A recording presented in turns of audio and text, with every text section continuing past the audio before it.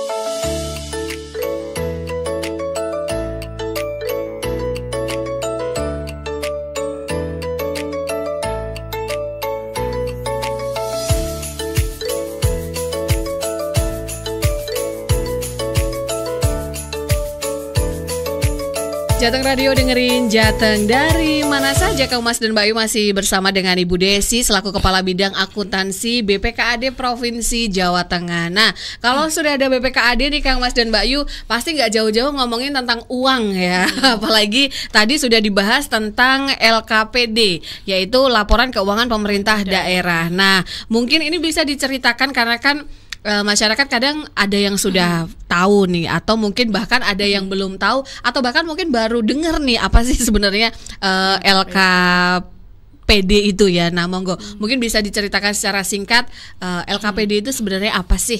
Ya Mbak, sebelum kita berbicara LKPD, alangkah baiknya nih kalau kita tahu nih asal-usul munculnya LKPD dan akuntansi itu. Sebenarnya itu akuntansi muncul sudah lama, tidak hanya saat-saat ini. Sejak zaman Yunani, filsafat Yunani pun sudah ada, karena manusia pada saat itu kan sudah mengenal nih alat untuk menimbang berat, sudah bisa berhitung secara matematis pakai jari, ataupun bisa mengembangkan perhitungan yang lainnya. Kemudian dikembangkan lagi nih zaman filsuf Socrates, ada Plato, ada Aristoteles terkait perkembangan pola pikir manusia yang dulu berpikir mitos saja, kemudian berpikir kepada logika dan berpikir lagi kepada perilaku manusia, sehingga kan memunculkan adanya kebijaksanaan, adanya ketertiban, adanya etika dan lain-lainnya. Kemudian singkatnya pada abad 15 Masehi ada seseorang biarawati yang namanya Luca Pacioli. Nah, ini kalau lihat namanya tuh kira-kira dari mana Mbak asalnya Mbak? Luca Pacioli. Itu dari Paris atau dari Jerman gitu? Ya, hampir. Beliau adalah seorang biarawati yang ada di Italia. Oh, Italia. Luca Pacioli ini kan sebagai seorang biarawati tentunya mengelola dana umat di gereja sana gitu. Dia juga berpikir bagaimana nih dana ini bisa kami pertanggungjawabkan, kami catat biar baik itu seperti apa. Akhirnya setelah dia merenung dan berpikir, dia itu ketemu yang namanya metode pencatatan, double entry system bahasa sekarangnya itu. Nah, itulah yang dinamakan debit dan kredit. Nah, makanya beliau itu dinamakan penemu akuntansi, Luca Pacioli itu. Sehingga pada dasarnya akuntansi itu kan proses pencatatan. Sederhananya misalkan Mbak itu punya hitungan pinjaman misalnya nih di warung atau apa, atau ibu-ibu zaman dulu nih menulis, bahkan nulisnya nggak di buku Mbak, bisa di tembok, bisa di mana nih, hari ini aku beli minyak goreng 15.000 di toko sebelah, besok beli sabun 10.000 di toko satunya, karena itu kan belum dibayar nih. Kemudian hari ketiga aku punya uang nih, mau bayar minyak gorengnya, ya udah minyak goreng itu yang tadi harganya 15.000 tak coret. Nah, itu sudah akuntansi Mbak. Nah, setelah itu kan sering perkembangan zaman, akuntansi pun mengalami perkembangan. Yang dulunya hanya untuk pertanggungjawaban internal pada masanya, sekarang sudah dipakai untuk pertanggungjawaban pengelolaan keuangan. Nah, berarti dari dulu sudah paham nih orang-orang untuk mencatat dan untuk bertanggung jawab ke yang lainnya, kan seperti itu. Akhirnya selain tadi kalau di pihak swasta mungkin kalau di pemerintah daerah juga menerapkan hal itu, karena pemerintah daerah juga mengelola yang namanya anggaran pendapatan dan belanja daerah. Nah, dari pengelolaan itu sendiri kalau sudah akhir tahun, kami itu kan harus melakukan pertanggungjawaban, harus membuat dokumen pertanggungjawaban atas pengelolaan APBD, itulah yang dinamakan laporan keuangan pemerintah daerah. Dari intinya itu dokumen pertanggungjawaban pemerintah daerah kepada masyarakat dan DPRD. Intinya gampangannya seperti itu. Gampangannya adalah yang mencatat ya semua pengeluaran dan juga semua pemasukan dan juga pengeluaran di seluruh wilayah Provinsi Jawa Tengah seperti itu ya Mbak.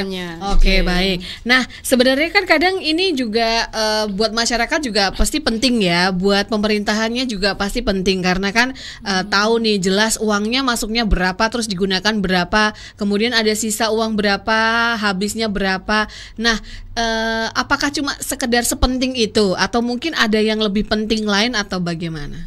Jadi kan kalau tadi kita lihat di temanya kan LKPD, akuntabilitas dan transparansi di balik angka. Kalau orang-orang yang awam melihat lihat akun laporan keuangan isinya angka semua ini apa atau maksudnya kan seperti itu. Sebenarnya semua angka yang di situ tuh adalah informasi dan bisa mengandung makna, Mbak. Tadi kalau panjenengan cerita terkait itu bagaimana berapa pendapatan dari APBD Provinsi Jawa Tengah, berapa pengeluarannya, itu salah satunya. Jadi kita bisa melihat kinerja pemerintah Provinsi Jawa Tengah baik dari sudut pandang penerimaannya maupun pengeluarannya atau belanjanya. Satu itu. Yang kedua, sebagai pertanggungjawaban pengelola keuangan APBD khususnya pemerintah daerah kepada masyarakat dan DPRD.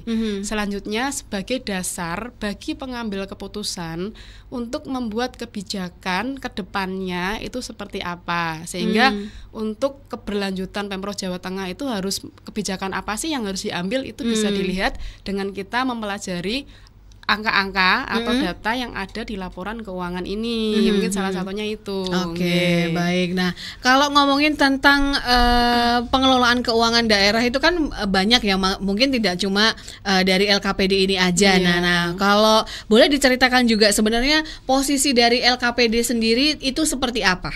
Jadi gini, kalau tadi berbicara APBD secara keseluruhan, sekarang kita sedikit bisa bermengetahui ya bagaimana sih proses pengelolaan APBD itu. Nah, APBD itu proses pengelolaannya mulai dari perencanaan dan penganggaran dulu nih. Nah, setelah itu direncanakan dan dianggarkan, barulah nanti dilaksanakan dan ditata usahakan. Setelah itu dilaksanakan, barulah nanti di tahapan selanjutnya ada yang namanya proses pelaporan dan pertanggungjawaban. Nah, LKPD ini masuk di dalam tahap yang pelaporan dan pertanggungjawaban, Mbak. Jadi tahapannya itu di akhir, tetapi justru karena akhir ini malah muara dari semuanya. Kan kalau kita melihat sebuah aliran air dari ujung pangkalnya ke hulunya sampai hilir, ini tuh kita di hilirnya. Yang nampung semua informasi itu, data dan lain-lainnya itu di LKPD ini.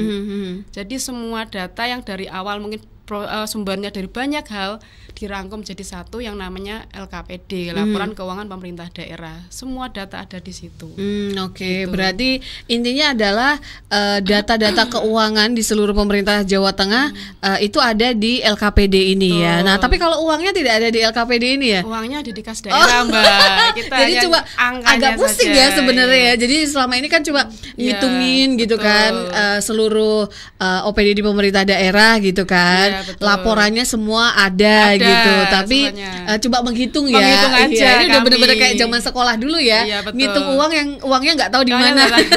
Itu rasanya bidang yang lain.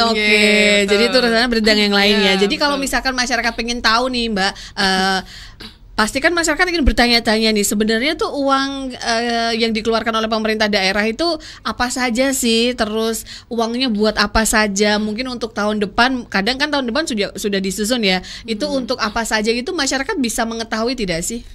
Kalau saat ini kan sudah eranya namanya keterbukaan informasi. Jadi karena APBD ini itu kan produknya tuh produk yang open ya. Itu masyarakat perlu juga bisa tahu.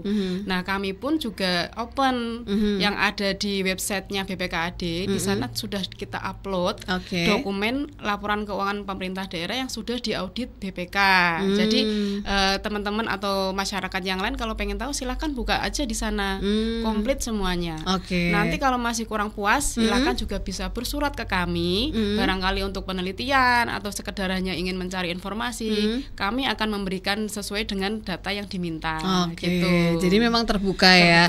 Karena kan eranya sudah keterbukaan informasi ya. Jadi masyarakat bisa mengakses semuanya. Itu kalau webnya atau ininya boleh nih disampaikan nih. Websitenya di BPKAD .go.id ya. Nanti mungkin ya bpkad.go.id. bpkad.go.id. BPKAD-nya Prof Jateng ya. BPKAD Prof Jateng .go bpkad.jatengprof.go.id. Itu dia. Itu bisa dicek di situ ya, Kang Mas dan Mbak Ayu ya. Iya, betul. Jadi misalkan mau ngoreksi juga boleh ya, tidak silakan. Tidak kalau menutup. Dikoreksi udah ini karena sudah audited. Sudah diaudit seperti itu. Paling enggak masyarakat tahu ya. Oh, ternyata kita kebutuhannya apa-apa aja seperti itu ya. Kadang kan suka netizen itu bisanya berkomentar gitu kan. Padahal sebenarnya ini loh duitnya digunakan untuk ini loh. Aja, gitu. Betul. Jadi Jadi biar tahu sama tahu nih Kang Mas dan Mbak Yu. Nah, mumpung di sini ada Bu Desi nih Kang Mas dan Mbak Yu untuk menjawab mungkin keresahan-keresahan Kang Mas dan Mbak Yu, pengen tanya apapun boleh ya. WA di 081399659922. Namanya siapa, dari daerah mana, baru pertanyaannya. Nah, nanti kita akan lanjut ngobrol-ngobrol lagi bersama dengan Bu Desi dari BPKAD Provinsi Jawa Tengah. Kita masih ngomongin tentang LKPD, akuntabilitas dan transparansi di balik angka. Kalau tadi kita sudah sebenarnya LKPD itu apa, kemudian bagaimana sistem laporannya. Nah, sekarang biar lebih aman dan kuat pasti ada regulasi di dalamnya. Nah, kira-kira untuk LKPD sendiri untuk penyusunannya apakah memang sudah ada regulasi? Kalaupun memang ada, regulasinya apa dan aturannya bagaimana? Ya pastinya Mbak, kalau kita menyusun LKPD ada regulasi atau standar yang digunakan. Kalau kita berbicara dari undang-undang sudah ada yang mengatur, yaitu Undang-Undang Nomor 17 tahun 2003 tentang keuangan negara. Kemudian ada Undang-Undang Nomor 23 tahun 2014 tentang pemerintah daerah sebagai landasan utama dua undang-undang ini. Kemudian selanjutnya ada PP Nomor 12 tahun 2019 tentang pengelolaan keuangan daerah. Ada juga Permendagrinya Nomor 77 tahun 2020 tentang pedoman teknis penyusunan dan pengelolaan APBD. Itu aturan-aturan yang secara umumnya. Ada juga yang standar yang berlaku nasional yang namanya standar akuntansi pemerintahan. Kalau di pemerintahan namanya SAP, atau tadi itu ya. Kalau yang di keuangan mungkin teman-teman atau Kang Mas yang lainnya itu yang sudah kenal itu namanya SAK. Standar akuntansi keuangan. Itu yang untuk keuangan sektor swasta. Kalau di kami di pemerintah namanya standar akuntansi pemerintahan. Gitu.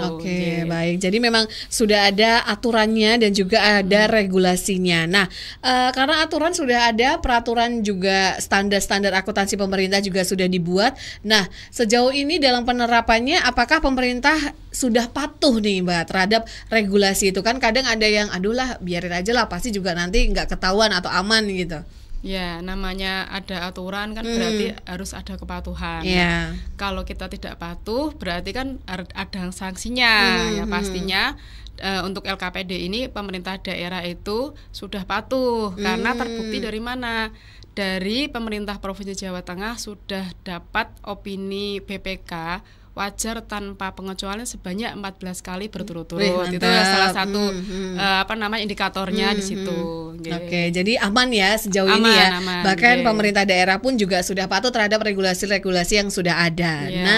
Pasti sekarang kita akan masuk ke proses penyusunannya. Pasti kan juga penasaran nih kira-kira bagaimana sih cara penyusunannya gitu. Terus tahapan-tahapan apa saja sih? Pasti kan ada tahapannya nih ya Mbak. Nah mungkin boleh disampaikan ini kira-kira untuk penyusunan itu proses tahapan-tahapannya seperti apa?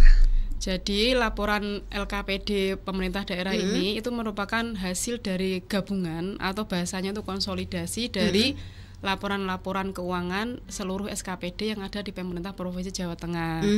Pastinya penyusunannya itu juga dimulai dari penyusunan di lingkup SKPD dulu. Jadi SKPD itu kan setelah tutup tahun mereka menyusun laporan keuangannya SKPD. Kemudian setelah disahkan oleh pengguna anggaran, mereka melakukan rekonsiliasi dengan kami di BPKAD. Apakah catatan yang mereka buat dengan di kami itu sudah klop atau ada selisih, nanti dicari solusinya sehingga semuanya klop, barulah nanti kita konsolidasikan. Nah, kalau sudah kita konsolidasikan, nanti direview Mbak sama inspektorat, pasti itu tahapannya seperti itu. Setelah direview dan dirasa semuanya sudah sesuai dengan peraturan yang ada dan dengan standar pengendalian internal yang baik, barulah LKPD itu dinaikkan ke Pak Gubernur dalam hal ini selaku kepala daerah melalui Pak Sekda. Dari Pak Gubernur ini karena sudah mendapatkan tapakan semuanya, tanda tangan atau pengesahannya, barulah nanti diserahkan ke BPK, Badan Pemeriksa Keuangan. Karena kalau kita di Jawa Tengah berarti kan yang perwakilan Provinsi Jawa Tengah untuk dilakukan audit. Nah, barulah nanti BPK melakukan audit terkait dengan laporan keuangan yang sudah disusun Dan setelah audit itu selesai, nanti akan keluar yang namanya LHP, laporan hasil pemeriksaan dari BPK. Sehingga yang semula LKPD itu unaudited, nanti posisinya menjadi audited, dan di situ juga sekaligus BPK memberikan opini. Opininya itu terkait dengan hasil pemeriksaannya mereka. Apakah itu wajar tanpa pengecualian atau WTP tadi? Apakah itu wajar dengan pengecualian? Apakah itu tidak wajar ataukah disclaimer? Lah itu tergantung dengan kondisi laporan keuangan pemerintah daerah dan hasil audit BPK ke lapangan. Nanti seperti itu. Baik.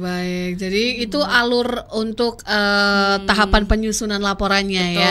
Jadi memang yang mengawasi pun banyak ya. Inspektorat hadir di situ. Betul. Kemudian BPK juga hadir di situ. Betul. Berarti memang benar-benar aman ya, seperti itu, bisa dibilang seperti itu ya. Iya, karena BPK itu dalam memeriksa mereka itu juga memastikan apakah laporan yang sudah disusun itu sesuai dengan undang-undang atau peraturan-peraturan yang lain terkait pengelolaan keuangan dan lainnya. Satu itu. Yang kedua, memastikan terkait pengendalian internal yang ada di pemerintah Provinsi Jawa Tengah itu sudah dilakukan atau belum. Sehingga kan semua yang mungkin dikhawatirkan pihak luar itu sudah dilakukan audit oleh BPK gitu loh Mbak. Betul. Jadi nggak usah khawatir nih Kang Mas dan Mbak Yu, karena memang ya pasti aman ya kalau udah seperti ini ya.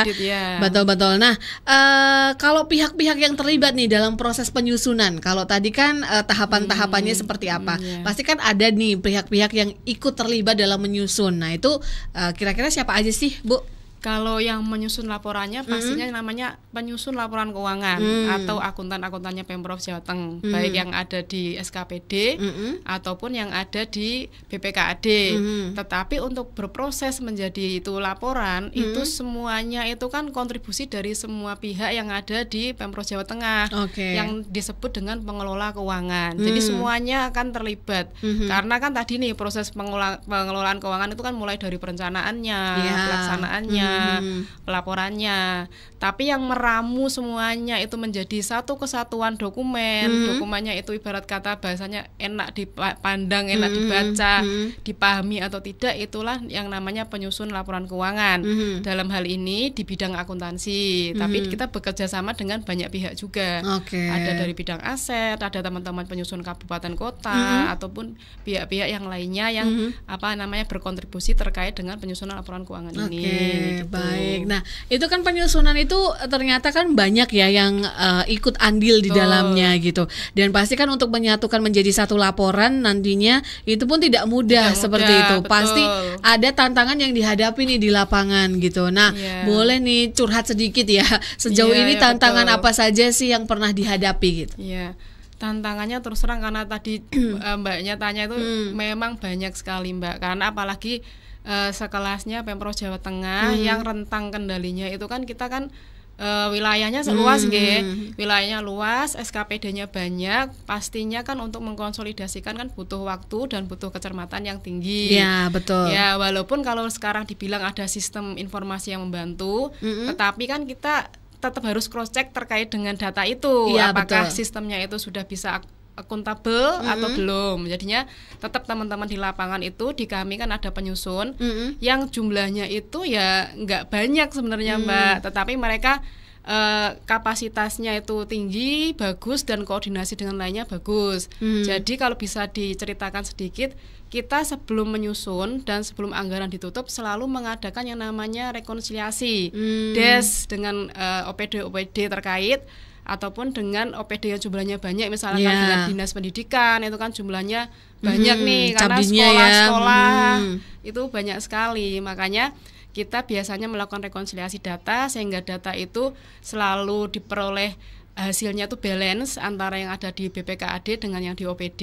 Jadi nanti pada saat dibutuhkan untuk konsolidasi keseluruhan, data itu sudah kita curi start nih, sudah kita selalu kita des terus, jadi tinggal gabung-gabungi. Iya, oke. Jadi itu. Ibaratnya gampangnya ada dicicil gitu ya. Tiap triwulan kita cicil. Gitu. Jadi ya cukup lumayan ini ya, lumayan ya berat juga ya. Itu pun itu kalau lancar semua, belum kalau menemukan ternyata ini selisih. Ya. Betul. Terkadang antara hasil kita des dengan aplikasi yang ada itu beberapa kali ada selisih. Selisih Rp1 aja kita nyariin loh Mbak itu. Jadi teman-teman khususnya di kami ya di bidang akuntansi itu ya kalau udah terbiasa nih nyari angka berapa rupiah tuh cepet gitu loh, pakai cross check pakai Excel ataupun pakai cara yang lainnya. Iya, gitu. Oke. Jadi jangan sering-sering diprotes nih Kang Mas dan Mbak Yu karena kerjanya pun juga sudah berat ya, seperti itu. Nah, sekarang kita ngomongin tentang transparansi ya, Pak. Ini masyarakat paling senang yang seperti ini ya, karena semua harus transparan dan juga akuntabilitasnya juga jelas gitu. Nah, kalau transparansi dan juga akuntabilitas dalam konteks laporan keuangan pemerintah daerah ini seperti apa nih, Bu? Ya kalau kita berbicara tadi nggih, kalau dilihat dari sejarah akuntansi sendiri kan tadi intinya tuh pengen bertanggung jawab, pengen mencatat kan itu. Jadi LKPD sendiri pastinya angka-angka yang di situ adalah bentuk dari pertanggungjawaban pemerintah daerah kepada masyarakat itu. Kemudian yang kedua terkait dengan tadi transparansinya, karena tadi nih sudah kami sampaikan juga era keterbukaan informasi. Setelah kita diaudit oleh BPK, LHP-nya keluar, barulah nanti LKPD itu kita upload di websitenya BPKAD Provinsi Jawa Tengah. Jadi seperti itu. Itu urut-urutannya ya. Nah, pernah nggak sih kepikiran gini? Ya sudahlah, karena ini kan lama banget gitu, prosesnya juga panjang, terus banyak juga yang harus diurus. Kemudian belum nanti kalau nemu selisih, udahlah dibikin formalitas aja, yang penting ngumpulin laporan gitu. Wah, kalau itu nggak mungkin. Nah, itu apa misalkan seperti itu apa yang akan terjadi nih? Kalau seperti itu kan pasti tadi tidak mungkin terjadi karena kita itu yang ngawasi banyak. Laporan kita akan direview oleh inspektorat sebelum diperiksa oleh BPK. Dan BPK itu kalau meriksa ritik loh Mbak. Jadi benar-benar akan meng-cross check antara angka yang dicatat dengan yang ada di lapangan. Itu detail sekali mereka. Jadi kalau kita membuat dalam tanda kutip misalkan tadi asal, itu tidak mungkin. Dan apalagi sekarang eranya sudah semuanya kan digitalisasi Jadi angka itu yang kita tulis itu ada yang namanya di kami itu historical cost-nya. Jadi historinya ada, runtutannya ada. Jadi kalau ketemu nanti angka di laporan misalkan nilainya 1 juta gitu. Kenapa sih kok bisa muncul 1 juta? Kalau ditelusur ke belakang pasti akan ketemu. 1 juta itu dari ini tambah ini dikurangi ini sehingga hasilnya tadi ketemu angka 1 juta. Itu merupakan proses yang ada yang namanya historical cost tadi. Itu salah satu prinsip di akuntansi itu ada itu namanya. Jadi aman ya, tidak akan mungkin cuma formalitas saja pasti ya. Pasti ada sejarahnya lah. Baik. Kita akan mencoba untuk menjawab pertanyaan-pertanyaan yang sudah masuk ya dari Kang Mas dan Mbak Yu. Ini ada Yasmin di Kesatrian, berarti di Semarang ini sepertinya ya. Apakah LKPD hanya menjalankan fungsi pencatatan saja? Terus bagaimana dengan fungsi evaluasi penggunaan kas daerah?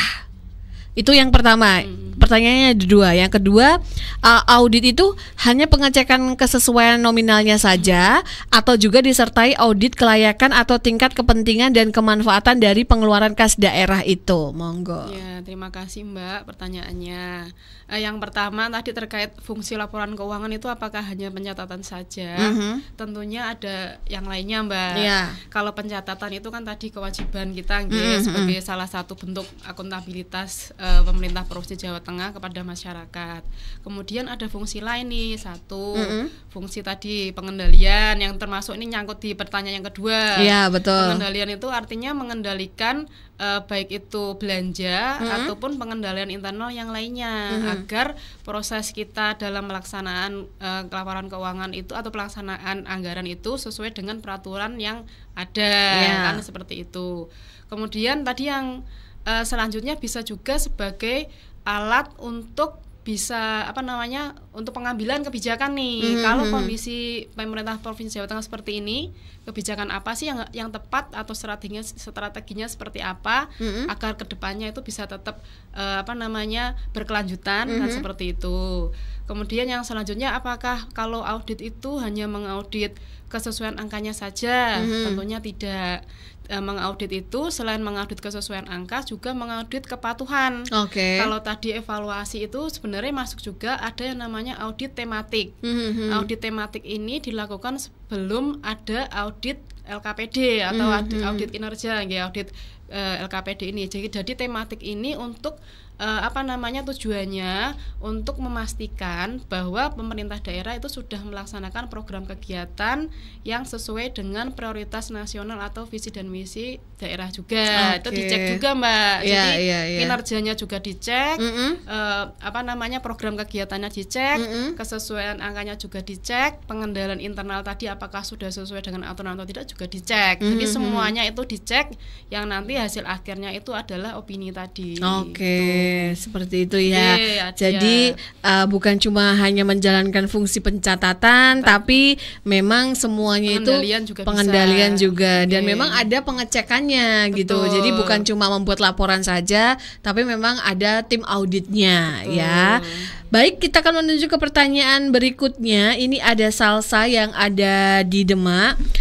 Saya kadang penasaran ya, uang daerah yang besar ini sebenarnya dipakai buat apa saja?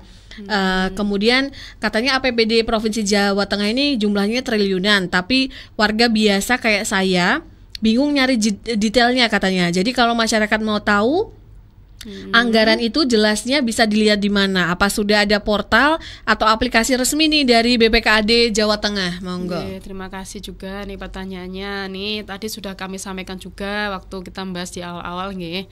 Kalau tadi itu kita itu sekarang zamannya sudah akuntabilitas dan transparansi dan era keterbukaan informasi. Jadi Kang Mas dan Mbak semuanya, monggo silahkan bisa melihat-lihat di websitenya BPKAD dengan alamat bpkad.jatengprof.go.id. Di sana ada yang namanya menu transparansi, Mbak. Nanti bisa diklik saja. Yang mau dilihat atau dipelajari itu yang mana. Nanti silakan dipilih-pilih di sana. Monggo silakan. Jadi ada ya, memang sudah ada portal atau aplikasi resminya sudah ya. Ada. Nah, ini sekaligus mungkin menjawab dari Mbak Salsa juga.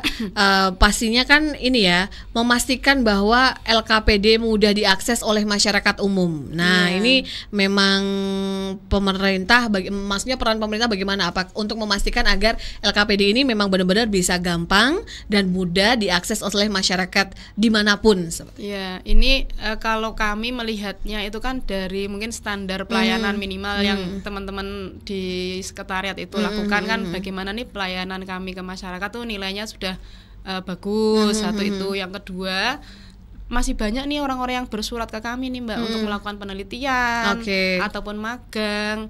Mereka juga selalu kita berikan data yang mereka pengen teliti, misalnya minta LKPD tahun ini ya, kami juga akan berikan gitu loh. Artinya kan akses masyarakat ke kami juga lancar, kita jawabnya juga lancar gitu, sudah sesuai gitu.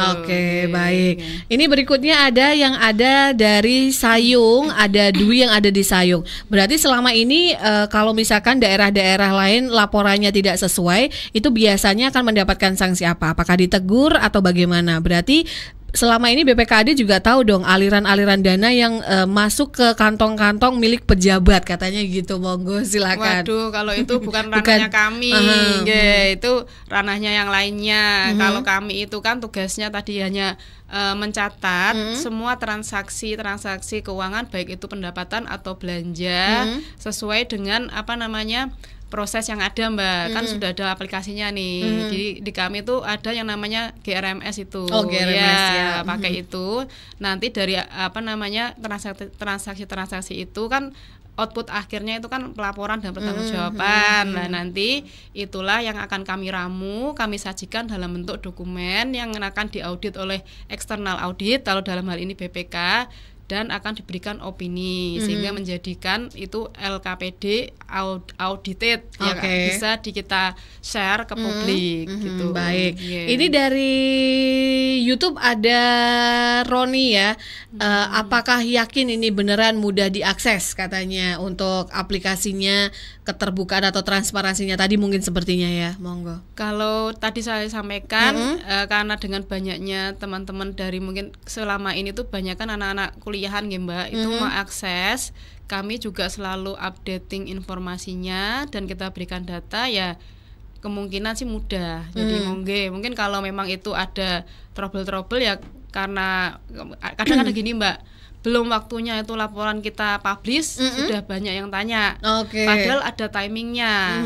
Jadi kan laporan keuangan itu kan ada prosesnya nih, proses untuk penyusunannya, proses untuk auditnya sampai dengan itu keluar LHP-nya sama opininya itu kita sekitar ya mungkin bulan-bulan Juni atau Juli gitu loh.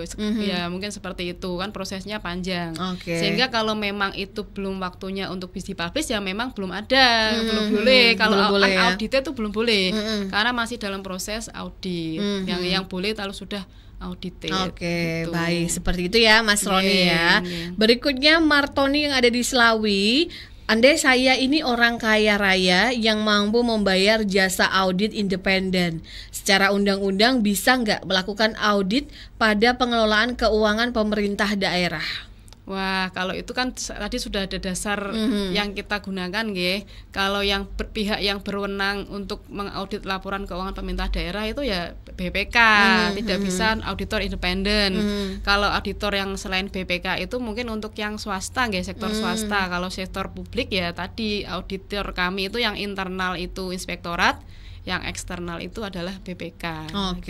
Jadi hanya itu ya yang boleh mengaudit ya. Laporan keuangan. Selebihnya tidak boleh. Nah, kita masuk ke audit juga, masuk ke pertanyaan audit nih sekarang nih Kang Mas dan Mbak Yu nih ya. Mungkin boleh disampaikan tadi siapa pihak yang berwenang nih melakukan audit laporan keuangan pemerintah daerah nih agar lebih jelas lagi biar Kang Mas dan Mbak Yu juga semakin paham seperti itu, Bu. Iya, tadi jadi auditor itu kan ada beberapa. Kalau tadi yang internal itu tadi teman-teman dari inspektorat itu tugasnya selain mau audit juga mereka mendampingi dari para SKPD ini agar dalam melaksanakan pengelolaan keuangan itu menjadi lebih baik dan lebih akuntabel. Kemudian ada lagi yang namanya tadi BPK, Badan Pemeriksa Keuangan. Beliau itu adalah auditor eksternal, eksternal audit. Nah, tugasnya itu ya memastikan tadi program kegiatan ya prioritas nasional ataupun daerah sudah dilaksanakan oleh Pemda, memeriksa kesesuaian dengan peraturan perundang-undangan, memeriksa pengendalian internalnya itu sudah baik atau belum, memeriksa kepatuhannya, itu tugasnya oleh teman-teman dari BPK. Ada satu lagi Mbak yang namanya BPKP. BPKP. Ya, itu juga auditor juga, itu juga mengauditi kami, tapi biasanya itu tematik ya sifatnya gitu. Jadi itu tadi ya pihak-pihak yang berwenang melakukan audit keuangan pemerintah daerah. Jadi kalau pihak lain selain itu juga itu bukan ranahnya. Ada satu lagi. Ada satu lagi namanya Itjen Kemendagri itu juga bisa ngaudit ke kami. Tapi biasanya temanya tuh yang khusus, yang beda-beda. Bukan yang semuanya ya. Jadi banyak toh Mbak yang audit. Betul. Jadi urutannya pun banyak ya. Jadi bukan cuma laporan selesai dibuat habis itu dikumpulkan, enggak, ternyata masih banyak penyaring-penyaringnya ya untuk mengkoreksi. Betul sekali. Nah, terus habis itu apa saja opini BPK nih terkait dari hasil audit LKPD ini nih, Bu? Ya, opininya tadi ada yang namanya wajar tanpa pengecualian, ada wajar dengan dengan pengecualian bahasa penjelasan, adanya tidak wajar, ada juga disclaimer atau tidak memberikan pendapat. Biasanya itu. Yang paling parah berarti yang disclaimer. Tapi ada daerah yang mendapatkan itu. Kalau sampai saat ini sih kalau di Jawa Tengah sendiri itu sudah rata-rata bagus, hampir semuanya sudah WTP, Mbak. WTP. Kalau yang di bawahnya WTP berarti itu dengan pengecualian. Itu sekarang ini karena kita sudah mulai akuntabilitasnya itu tertata semuanya, Pemda itu rata-rata sudah WTP. Baik. Bahkan di lain provinsi Jawa Tengah ada nggak sih Mbak kira-kira yang kalau di luar itu? Kemungkinan ada. Cuman daerahnya mana sepertinya kok saya Nggak lupa tahu nama ya, daerahnya, oke. harus ngecek dulu Mbak di Yang dalamnya penting BPK. di Jawa Tengah sudah WTP semuanya. betul. Oke. Nah, faktor yang paling sering nih membuat pemerintah daerah belum bisa meraih WTP. Biasanya sih kalau seperti itu, kalau zaman-zaman dulu nggih, mungkin satu pelaksanaannya itu ada yang belum memenuhi peraturan. Misalnya nih ada aturan pengelolaan terkait aset, Ya. nah itu asetnya ternyata kok masih belum tertata pelaporannya, itu juga bisa berpengaruh. Oke. Ya itu zaman-zaman dulu sebelum ada aplikasi. nggih. Tapi sekarang semuanya sepertinya sudah aman sudah ya. aman. Baik. Betul. Nah, nanti mungkin kalau misalkan ada pertanyaan lagi masih kita tunggu nih Kang Mas dan Mbak Yu ya. Bu, dari Bapak dari BPK yang menerima laporan keuangan dan lain-lain, gimana tanggapannya mengenai WTP, bukan jaminan bebas korupsi? Opini WTP hanya menilai kewajaran laporan keuangan, bukan kebebasan dari korupsi atau penyimpangan, bahkan korupsi di level yang paling kecil. Monggo, silakan. Terima kasih. Opini BTP memang belum bisa nih Mbak menjamin suatu organisasi itu bebas korupsi atau tidak. Karena kan tadi tujuannya beda nggih.